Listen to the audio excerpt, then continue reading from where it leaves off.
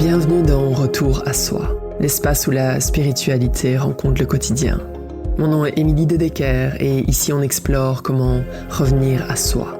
Pas en fuyant le monde, mais en l'habitant pleinement. À travers des interviews, des histoires inspirantes, on va découvrir comment des êtres utilisent leur vie, leurs relations, leurs expériences pour toucher quelque chose de plus vaste. Comment développer certaines qualités, accéder à une spiritualité incarnée et devenir qui tu es vraiment. Pas en répondant aux demandes du monde, mais en honorant ton propre design. Alors installe-toi confortablement et profite du voyage.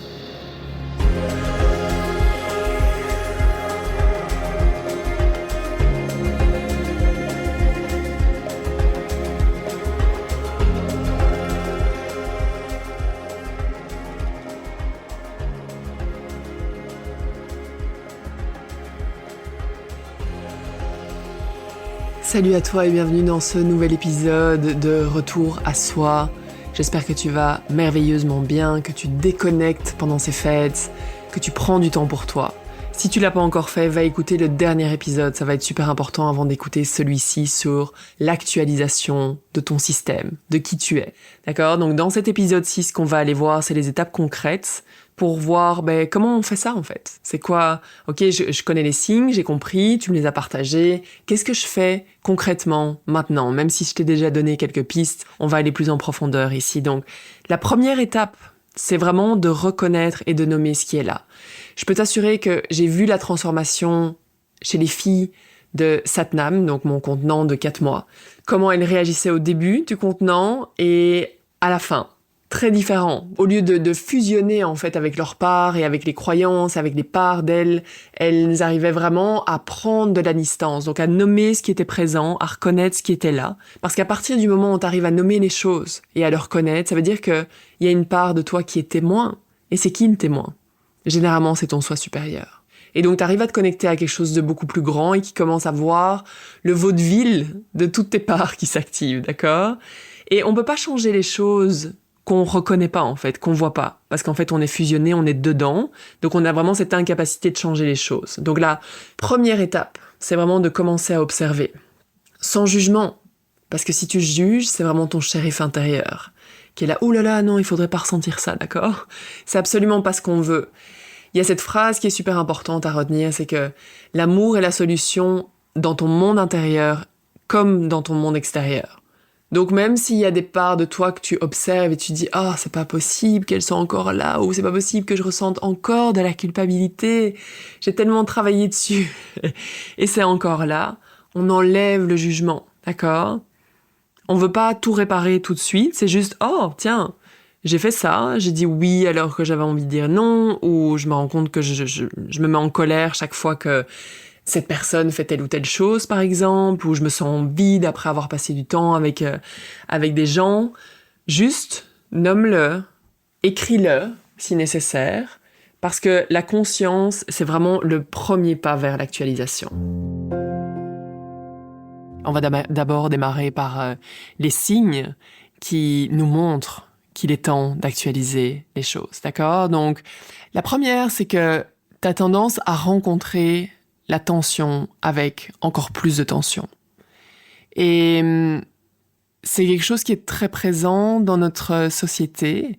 Par exemple, quand on remarque qu'il y a de la tension dans notre corps, dans mes relations, dans les relations, au travail ou quoi que ce soit, la première réaction, ça va être soit d'essayer de faire plus. Par exemple, faire plus de pratiques, faire pour essayer d'être meilleur peut-être, ou de contrôler plus, en fait. On est les reines du contrôle, n'est-ce pas ? On veut essayer de régler ça tout de suite. Et la règle, c'est que tu peux pas rencontrer la tension avec la tension. C'est pas possible. Quand il y a de la tension, ce qu'il faut apprendre à faire, c'est aller dans l'espace, en fait. Créer plus d'espace et rencontrer la tension depuis cet espace. Avec mon mari, par exemple, il y a quelque chose qu'on a mis en place, en fait, inconsciemment. Depuis longtemps, d'accord, assez rapidement dans notre relation, on a compris que c'était la bonne chose à faire, c'est que quand l'un de nous deux est irrité, tendu, l'autre ne va jamais rentrer dedans à ce moment-là, donc va pas rencontrer la tension avec la tension. On va toujours aller dans l'espace, donc créer un peu plus d'espace, attendre un petit peu. On va en parler, avant le soir, avant de dormir, c'est sûr qu'on va en parler. Mais il y a vraiment un moment où on va plus dans l'espace, où la personne qui n'est pas dans l'attention va plus dans l'espace pour donner ce qu'on appelle, le terme en anglais, je l'aime bien, le breathing room, donc donner un espace où on respire un peu plus. Parce que si dans toutes les sphères de notre vie, et je m'en suis rendu compte aussi dans les pratiques de Kundalini par exemple, cette tendance à, quand ça va pas, quand je suis tendue, fatiguée ou quoi que ce soit, il y a comme une partie de moi qui dit « Ok, il faut que je pratique, puis ça va aller mieux. » Puis c'est comme si j'amenais encore plus de tension à une part de moi qui a juste besoin d'espace et de repos. Et donc, observe si jamais c'est une tendance que tu as actuellement. Ce besoin de tout gérer, de tout contrôler, c'est comme si tu avais besoin de maintenir le château de cartes en place. En gros, d'accord ? Parce que si tu continues sur cette voie de « je rencontre la tension avec plus de tension », ben ce que ça fait, c'est que ça intensifie le processus. Et ça devient de plus en plus chaotique, de plus en plus douloureux sur le corps, de plus en plus impactant aussi sur les relations. Et donc, si tu étais tout le temps en mode réaction, en mode urgence, en mode « il faut que je règle ça maintenant », c'est clairement un signe que ton système a besoin d'être réactualisé. Ok, premier point. Deuxième point. Excusez-moi, je vais dire des termes en anglais parce que honnêtement, ça sonne beaucoup mieux, d'accord ? Je trouve pas toujours l'équivalent en français. Le deuxième point, c'est que tu essayes de fit in au lieu de belong. Donc, t'essayes vraiment de faire ce que t'as développé et qu'on a tous développé en tant qu'enfant, c'est-à-dire fit in, donc faire en sorte de s'ajuster constamment à notre environnement. En gros, c'est ça. On apprend ça quand on est petit, évidemment, pour pas être rejeté et pour qu'on nous aime. Et donc ça, généralement, chez énormément de femmes, ça reste parce qu'on est des good girls. Et donc, on veut être approuvé, on veut être, voilà, aimé et tout ça. Et donc, à un moment donné, on passe notre vie, dans différentes sphères, en fait, de notre vie, à essayer de rentrer dans le cadre pour être approuvé, pour être aimé, pour être accepté. Donc, il y a des fois, on dit oui, alors qu'en fait, on a juste envie de dire non. On se conforme, on se change au risque, au péril de notre santé. Au péril de notre bien-être, on préfère faire en sorte que tout le monde soit bien autour de nous, parce que comme ça, on va nous aimer. Et donc, petit à petit, tu coupes des morceaux de toi-même, tu essayes de les faire rentrer dans les différents espaces, et on appelle ça faire des compromis ou être mature. Pour moi, c'est vraiment pas ça la maturité. Et c'est pas du compromis, c'est vraiment de l'auto-sabotage. On est vraiment dans l'auto-sabotage, à pas écouter notre corps.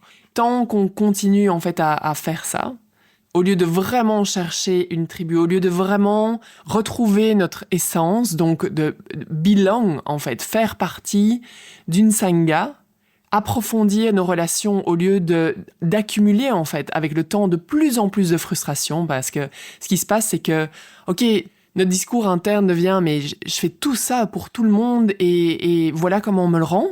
Ce qui fait qu'avec le temps, ben en fait il n'y a pas cette chose qui est essentielle pour un être humain, c'est vraiment de trouver sa tribu, de trouver sa sangha, de vraiment sentir que t'es connecté depuis l'espace du cœur. Et à la place de ça, t'essayes non-stop de te conformer et ce qui se passe, c'est que tu te sens de plus en plus épuisé, de plus en plus vide en fait. Tu sais plus vraiment qui t'es. Et donc c'est vraiment important de comprendre qu'on peut pas évoluer seul en tant qu'être humain. Des personnes qui nous entourent, c'est déterminant. C'est vraiment tellement, tellement important dans notre évolution. Et ça veut dire qu'il faut apprendre aussi à avoir des conversations difficiles. Et c'est peut-être là aussi où il est temps de t'actualiser. Pour faire en sorte que tes relations existantes aujourd'hui, en fait, elles soient pas envenimées de non-dits, de frustration. C'est important d'apprendre à exprimer les choses parce que tu peux être celle qui transforme les gens autour de toi. Alors, juste prends ce moment-là, maintenant, ou dans les jours à venir, pour voir où est-ce que tu fais 1001 concessions pour être accepté. Au lieu de vraiment aller chercher ta tribu, au lieu de vraiment aller voir, ok, c'est quoi les parts de moi qui sont terrorisées, en fait, qui ont peur ou qui veulent être la good girl non-stop. Comment est-ce que je peux observer ces parts et commencer à changer les choses et à actualiser mon système. Et en passant, le meilleur endroit où tu veux être en février, c'est mon programme Eclipse. C'est exactement ça qu'on va faire. C'est aller voir toute cette disharmonie, ça se dit? Non-harmonie à l'intérieur de toi. et aller recréer l'harmonie. Pour vraiment actualiser non-stop ton système, t'assurer que ça vient de ton soi supérieur et pas de toutes tes parts blessées qui sont restées bloquées à différents âges. Tu vas trouver les infos dans la légende, d'accord, par rapport à ce programme. Et tu veux vraiment en être, je peux t'assurer que ça va être absolument fantastique. Ça va être de la théorie et de la pratique. Beaucoup de pratique, d'accord, pour que tu ressortes de là vraiment transformé. Ok, 3e point.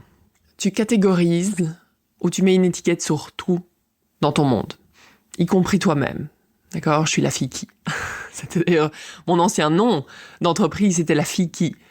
Et donc, c'était toutes les cases dans lesquelles je m'étais mise. Et on vit dans cette société qui a besoin de mettre des étiquettes. C'est un besoin qu'on a, au lieu d'être dans l'espace du cœur et d'avancer moment après moment. Et donc observe pendant les fêtes ou ce début d'année, quand est-ce que tu dis « Ah, ben elle est toujours comme ça. Ah, ben moi je suis quelqu'un qui... » Ah, lui c'est sûr qu'il va faire ça, comme d'hab. C'est toujours le genre de truc qui ressort pendant les repas de Noël, non? Et donc on vit vraiment dans cette société qui baigne complètement là-dedans et on le reproduit en fait dans nos relations. Donc en fait quand on arrive et qu'on rencontre quelqu'un, cette personne a tout son bagage, tout son historique, toutes ses croyances, toutes ses étiquettes. Et moi j'ai les miennes. Imaginez ce que ça fait.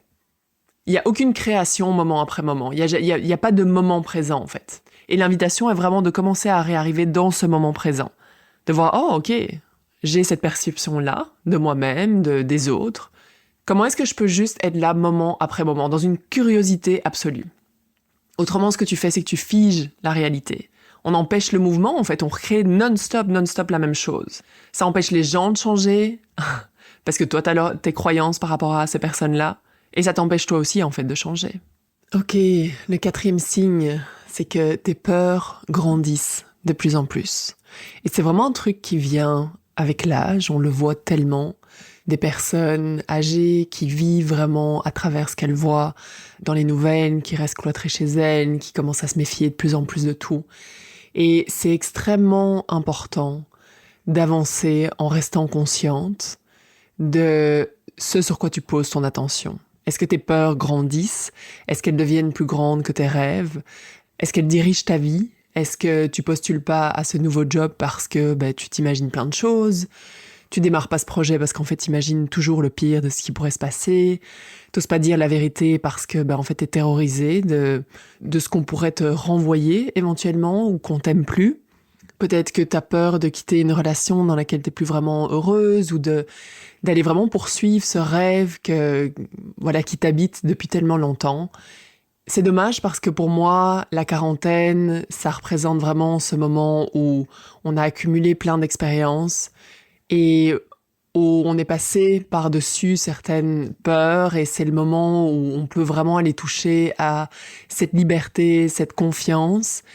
C'est à ce moment-là aussi où il y en a plein qui plongent justement dans les murs deviennent de plus en plus grands et il y a de plus en plus de rigidité. Donc, juste observe, est-ce que tes peurs sont plus grandes aujourd'hui qu'il y a 5 ans? Est-ce qu'il y a des choses que tu rêves de faire depuis longtemps et que tu fais pas parce que en fait, tu sais peut-être même pas pourquoi tu les fais pas. C'est ça qui, souvent, est le pire. Et la chose à comprendre avec les peurs, et je sais, tu vas me dire, là, c'est facile à dire, Émilie. Je peux te dire que je suis passée à travers ce processus-là une bonne centaine de fois, je pense. C'est que, à partir du moment où tu décides de reconnaître tes peurs, donc prendre de la distance, reconnaître les peurs qui sont présentes, pas les juger, simplement y faire face. À ce moment-là, elles commencent déjà à se dissoudre. Tout simplement. Là où elle commence à prendre de plus en plus d'ampleur, c'est parce que ça tourne dans le subconscient, ça commence à faire partie de ton quotidien, sans que tu prennes le temps de t'arrêter juste pour observer « Ah, tiens, ok, j'ai envie de faire ça. » Et voilà les peurs qui se présentent, et je commence à les regarder en face et de me dire « Tiens, d'où est-ce que ça vient? Est-ce que c'est juste? Est-ce que c'est vraiment une crainte? Est-ce que ça pourrait vraiment arriver? Ce serait quoi le pire scénario? » Et à partir du moment où je commence à analyser ça, automatiquement, ça commence à se dissoudre. Le 5e point, c'est que tu tournes en boucle dans ta tête. Bienvenue au club, d'accord? J'adore faire ça. J'adore faire ça. Je sais que je suis addict à tourner les choses en boucle dans ma tête. C'est dans ma constitution. Donc, aucun jugement par rapport à ça. Et c'est ce que je vais appeler ici, c'est vraiment le loop mental ou le hamster qui court non-stop dans sa roue, dans ta tête, et tu passes ton temps à analyser les choses, à décortiquer, rejouer une scène 47 fois dans ta tête, des choses qui se sont pas produites ou des choses qui se sont produites et que tu imagines différemment par après. Peut-être que tu anticipes, que tu planifies, que tu contrôles mentalement les situations. La raison pour laquelle on fait ça, c'est parce que du coup, on a l'impression d'être productif. On a l'impression de faire quelque chose, on a l'impression de travailler une situation, mais en réalité, c'est qu'on l'évite. D'accord ? Donc moi, un exemple où j'adore tourner les choses en boucle dans ma tête, c'est quand j'ai envie de dire quelque chose à quelqu'un, mais que je suis terrorisée de le dire. Et donc, j'ai juste imaginé plein de scénarios dans ma tête, comme ça, j'ai l'impression de faire quelque chose, au lieu de juste aller en parler à la personne. Et donc ça a été un de mes grands apprentissages sur les dernières années, c'est de simplement dire les choses. Et de me libérer de ça, parce qu'en fait, c'est absolument épuisant. Et en tournant en boucle les choses dans notre tête, c'est que ce qu'on fait, c'est qu'on évite d'être dans notre corps. On évite de ressentir, on évite d'agir. Et donc, la vraie question, c'est quel est le gain que tu retires de tourner les choses en boucle, les scénarios en boucle dans ta tête? Quel est ton gain? Parce que c'est sûr qu'il y a un gain. Donc moi, comme je disais, mon gain, c'est de pas dire les vraies choses et donc de pas risquer de blesser quelqu'un ou, en fait, ultimement, qu'on ne m'aime pas. Peut-être que pour toi, t'as l'impression de faire quelque chose parce que t'es terrorisé de vraiment faire ce projet dont tu rêves. Et donc, je le vois tellement dans les femmes que j'accompagne, c'est de tourner en boucle, trouver les problèmes, trouver les murs, toutes les possibilités, toutes les raisons pour lesquelles ça peut pas se faire, au lieu de juste faire. Et donc là, c'est super important de venir actualiser ça. Oh, tiens, c'est vrai que je passe peut-être un peu trop de temps dans ma tête. Quel est le gain que j'ai à faire ça? Et à partir du moment où je prends conscience de ça, je peux changer les choses. Le 6e point, c'est que tu as oublié la chanson de ton cœur. J'adore, c'est ma prof qui dit ça. What is your heart song? Et c'est une super bonne question. C'est quoi la chanson de ton cœur? Qu'est-ce qui est vraiment présent à l'intérieur de toi et que tu as mis de côté sous des couches et des couches et des couches et des couches? Qu'est-ce qui te fait vraiment, vraiment vibrer? Parce que si tu le sais pas, là aussi, il est temps d'aller actualiser ça, commencer à voir même des petites choses qui t'allument, te dire, t'arrêter 5, 10 fois, 20 fois par jour et te dire « Ah, mais de quoi est-ce que j'ai vraiment envie maintenant? Qu'est-ce qui ferait vraiment du bien à mon corps ?» Et pour certaines d'entre vous, ça peut être difficile parce qu'on a tellement aimé ce que les autres aiment ou ce que les autres aimeraient qu'on aime. Et donc, on a un peu perdu la chanson de notre cœur et de ce qui vraiment, vraiment, vraiment nous ferait vibrer. Et comment est-ce qu'on le redécouvre? C'est juste de commencer à tester des choses, commencer à faire des choses qui sortent de l'ordinaire, toutes les semaines, se dire tiens, qu'est-ce que je pourrais faire différemment, tester, se dire oh, après comment est-ce que je me suis sentie, quand je suis en contact de certaines personnes, comment est-ce que ça me fait sentir. Le 7e point qui démontre qu'il est grand temps de t'actualiser, c'est dans quel rôle est-ce que tu te suridentifies? La mère, l'épouse, l'entrepreneur, la fille de, l'amie de. Au niveau professionnel, est-ce que tu vis complètement à travers ta profession, la yogi, n'importe. Qui est-ce que t'es derrière tous ces rôles, une fois qu'on enlève tout ça? Et il se peut que tu paniques quand je dis ça, si tu sais pas. Parce que peut-être que toute ton identité est construite sur ce que tu fais, mais pas sur qui tu es réellement. Et donc il est vraiment temps de voir, ok, une fois que j'arrête de faire, qui est-ce que je suis réellement? Prends une grande respiration ici, d'accord? C'est quelque chose qu'on découvre vraiment petit à petit. Le 8e et dernier point, c'est que tu vis la même situation encore et encore et encore et encore. Même dynamique, différentes personnes, même pattern, différents contextes, même blessures, différents triggers, ok? Donc les triggers, c'est les choses qui activent tes blessures. Et ça, c'est vraiment le signe ultime. Parce que tant que tu vas pas actualiser ton système, tu vas continuer à créer cette même réalité et blâmer le monde, en fait. De dire, mais c'est pas possible, c'est fou, j'attire toujours le même genre de truc. Encore et encore et encore et encore. Et donc, il est vraiment temps de voir à l'intérieur de toi, qu'est-ce qui fait qu'il y a toujours ces mêmes choses qui viennent se reproduire. Et maintenant qu'on a énuméré tout ça, il se peut que tu sois reconnu, a priori, dans plusieurs points. Donc prends le temps de checker, éventuellement mettre ce podcast sur pause, respirer, bouger, et on va aller voir comment s'actualiser.